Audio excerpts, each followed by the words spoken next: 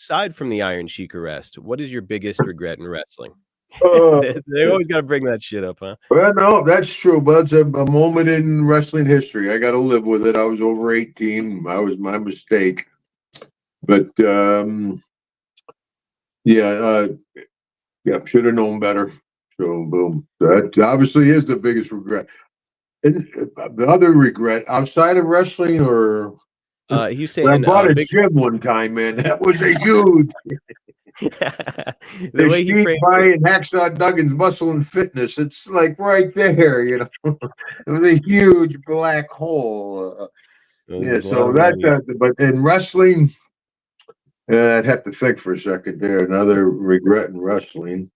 Well, I wish I took the business more serious. I guess I partied probably as much as anybody. I just never got hooked on the stuff. Just Gotcha. but yeah, I partied hard, and I never. But it's just not me. Even now, I was ready to leave Saturday Night Main Event when we were done.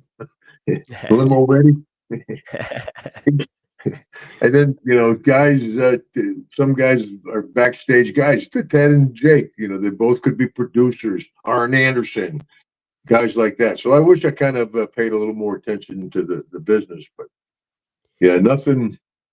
I mean, it's been a great business for me, knocking out Andre the Giant, winning the first ever Royal Rumble. And I tell you that where I say I'm one of the more successful wrestlers in wrestling. I'm still alive. I'm still with my wife. hmm Put two daughters through school. I didn't have to go to rehab for booze or drugs. At 71, I traveled the world signing autographs. It's been a great business for me. And you're a Hall of Famer, so it's like pretty hard Yeah, to look at yeah. much regret, right? Mm-hmm. Now, Jim, one thing that I do Oh, hear a lot what of the heck? oh, what do we have here? Breaking news. All right, what do Breaking we have? news. Guess what's coming up in March, Marcus? I know, but why don't you smarten up our audience, Jim? I'm I excited. don't have the dates right in front. Open them up. Open it up. I got directions here. All right. Breaking news. A Hard Knocks event with DWA. That's the German wrestling company. We're going over to Germany March 15th in Delmenhorst, Germany. Very cool. That's March 15th. I want to show everybody something. Years ago, 1993, I was over in Dortmund, Germany, and they presented me this, and it was the 700th anniversary of the town. Look at that. 700 years. Put everything's in perspective, right? I mean, yeah, it goes from 1293 to 1993. I'm gonna zoom on you for a sec so we can have a look. Look at that thing. Oh, it's gorgeous, huh? And there it is, Incredible. 700-year anniversary of the town. And so I have a great relationship with the folks in Germany, and it's been a long time since I'm going over there. And so Deborah and I are going to come over. We're going to be doing autographs with the DWA.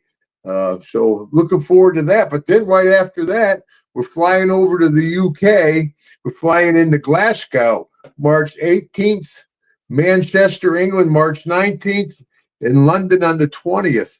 So it's going to be a whole UK tour.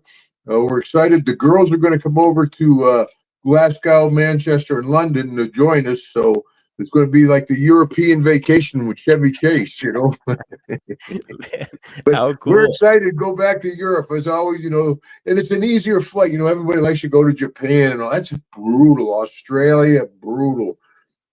Flying to the over to Europe is not as almost going to the West Coast. Not quite, but not bad. So we're going to have fun over there. Looking forward to seeing all the fans over there. Like 93 was the last time I was there, and they presented me that. But that Man. puts things in perspective over here. People are like, that's old. That's 200 years old. Man, You go over to Europe, you're like, holy smoke, 700 little years older, of town. But little older. yeah, cool. Man, so That that's was my daughter. We did the breaking news. We rehearsed that. the director of our show, Celia. Thank you, Celia. Well, so again, that's DWA in Germany, and then over there in the UK, or in Ireland rather, you're going to be with Kenny McIntosh, and Inside the Ropes is who's putting that on, right?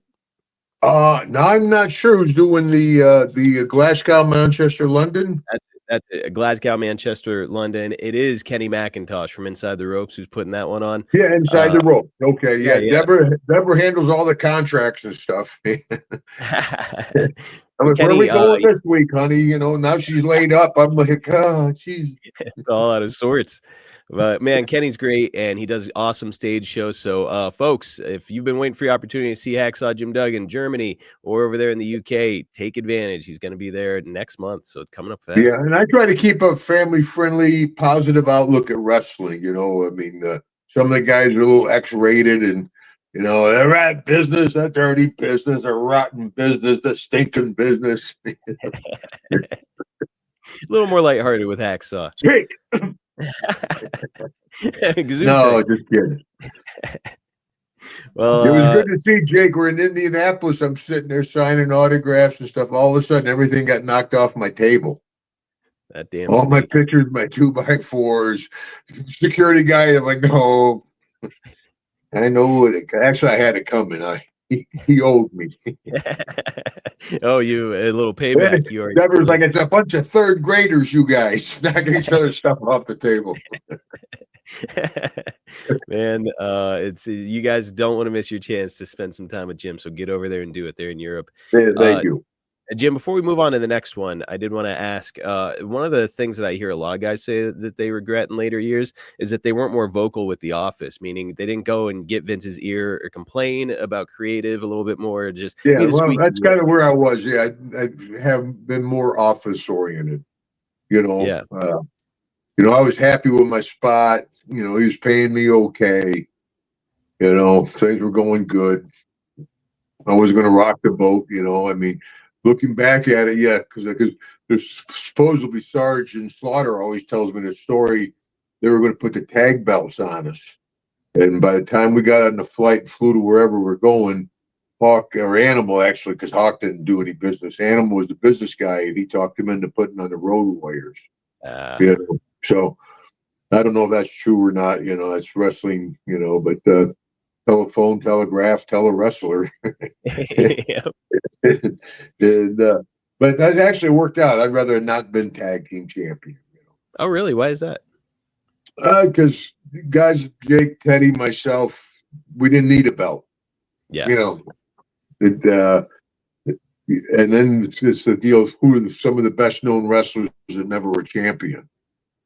Hacksaw's on those lists. Yeah, DiBiase, Duggan, and the Snake. Mm-hmm. Yeah, that was my whole deal. I don't care if I win the match, long as I win the fight, tough guy. You know, so you did it in a way but I did have a few belts that WCW, you know, U.S. heavyweight, where I beat stunning Steve Austin so bad he had to shave his head and change his name. I beat the hair right off the boy's head.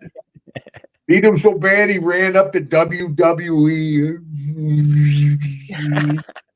I'm stone cold with skulls in my T-shirt so I can scare kids at the grocery store.